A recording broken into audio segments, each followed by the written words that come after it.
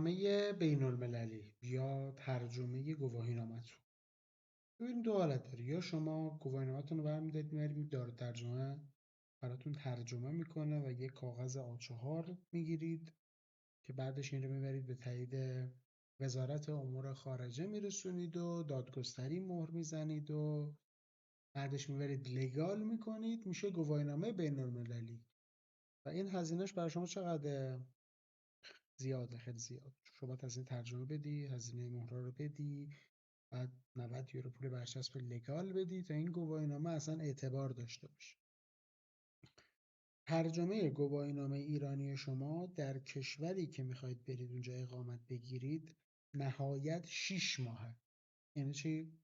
یعنی شما گواهینامه‌تون که ترجمه میکنید تشریف میبرید اتریش، تا 6 ماه حق داری از این استفاده کنید. بعدش باید دیگه گواهینامه حالا اتریشی یا هر کشور دیگه میرید رو بگیرید. یه راه دیگری هست که شما این هزینه ها رو نکنید. به جای اینکه برید گواهینامه‌تون رو ترجمه کنید، میتونید برید گواهینامه بین المللی بگیرید. گواهینامه بین المللی چه شکلیه؟ ببینید یه همچین فرمیه. من فایلشو بیارم بالا ببینید.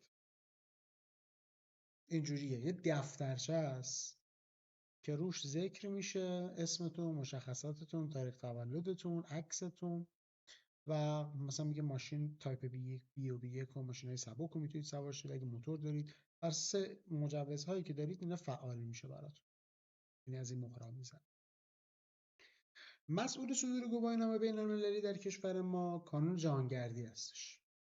یه سری کشور در دنیا اومدن با هم به توافق رسیدن در سال 8 نوامبر سال 1968 که آقا هر کی از این گواهینامه ها داره میتونه تو کشورهای ما رانندگی کنه. 100 خورده کشور رو شما میتونید با این گواهینامه رانندگی بکنید. این گواهینامه توسط کانون جهانگردی و اتومبیل جمهوری اسلامی ایران صادر می شود در مدت‌های 1 ساله و 3 ساله. 1 ساله و 3 ساله. بعضی کشور 1 سالش قبول دارن، بعضی 3 سالش هم قبول دارن.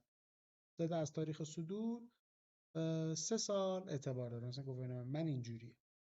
تاریخ صدورش هم اینجا براتون می‌نویسه.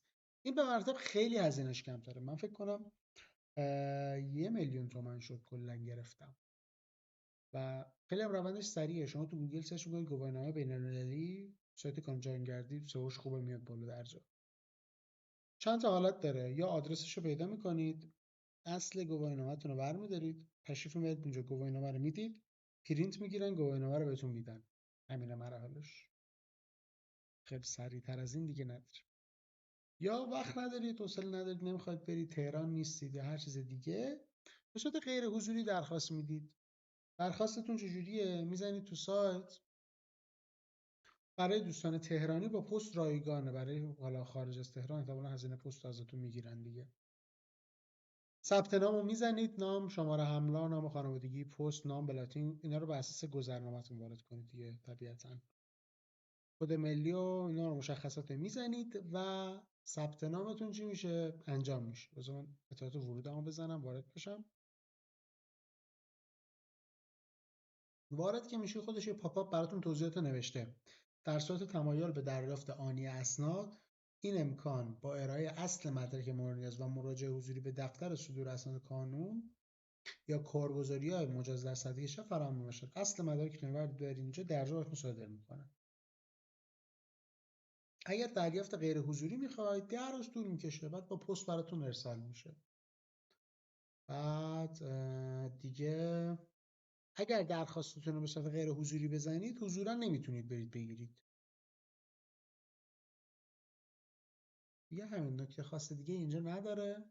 شما فقط باید پولش رو بدید. همین. داخل سایت که میادین بالا زده گواهینامه بین‌المللی، درخواست خرید یا تاریخچه‌های قبلیتون. درخواست خرید میزنید.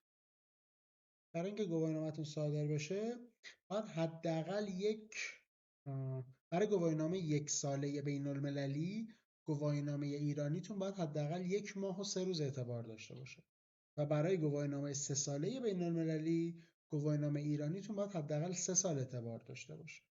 یه قطعه عکس ازتون میخواد، عکس ارائه گواهینامه قبلیتون رو میخواد و صفحه اول گذرنامه‌تون رو میخواد.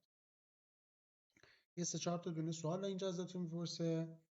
آیا گواهینامه ملی شما ابطال یا توقیف شده؟ میگیم خیر نشد. آیا مدت اعتباری گواهینامه ملی شما کمتر از حد مورد نیاز است؟ نه خیر نیست. اینجا دوباره حددار گفته که چقدر باید اعتبار داشته باشه. آیا گواهینامه بین‌المللی دارای اعتبار بیشتر از 14 روز در اختیار دارید؟ خب طبیعتا نداریم، میزنیم نه. شرایطتون رو میپذیرید و میرید مرحله بعد. در این صفحه شما همه اطلاعاتتون رو میزنید، چون اطلاعات من دیگه اسکرول نمی‌کنم بالا. عکس پاسپورتتون رو میذارید و تایید رو میزنید. بعد ریدایرکت میشید تو درگاه پرداخت و پرداخت میکنید و یه همچین درخواستی میاد میشینه توی پروفایل شما. 1,000,000 تومان هم من هزینه‌اش پرداخت کردم. حالا نمیدونم الان چقدر باشه لحظه که شما دارید این ویدیو رو میبینید. اما نهایت همینه. 10 روز بعدم پست 10 روز نبود، بس من فکر کنم 4 روز بعد پست آورد. 4 روز بعد پست آورد در منزل و گواهینامه 3 ساله. حالا مثلا 4 روز پست برای من خیلی تأثیری نداشت. اگه عجله دارید دم رفتنتونه یه دقیقه برید حضوری اونجا بگیرید. این میشه گواهینامه بین‌المللی شما. شما با این گواهینامه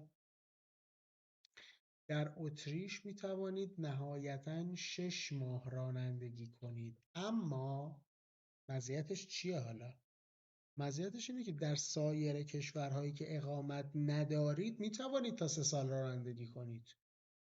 یعنی به عنوان مثال شما تو ایران که اینو نمیتونی استفاده کنی. تو اتریش هم چون میری اقامت میگیری، باز کشوری که اقامت داری باز نمیتونی استفادهش بکنی به جز همون 6 ماه اول. اما وقتی مثلا میخواید از اتریش برید کشور دیگه، کشور همسایه، ماشین رنت بکنید یا اصلا با ماشین دارید میخواید برید اروپا رو بچرخید، هر جایی میخواید برید، دیگه این گواهینامه اعتبار داره. میتونید باهاش کار کنید، میتونید استفاده بکنید و خیلی هزینه‌اش ارزان‌تر از اینه که اصل گواهینامه‌تون رو ببرید ترجمه کنید، مهر کنید، لگال کنید. هر موقع میخواید با ماشین برید بیرون یه برگه آچار با پانچ و لگال همراهتون باشه. دفترچه خیلی کوچیک و شکلی میذارید جیبتون، میذارید کنار پاسپورتتون استفاده میکنید. موفق و پیروز باشید. سوالی داشتید کامنت بذارید یا رو همین آیدی کانال یوتیوب تلگرام پیام بدید. لایک و سابسکرایب فراموش نشه. خدا نگهدار.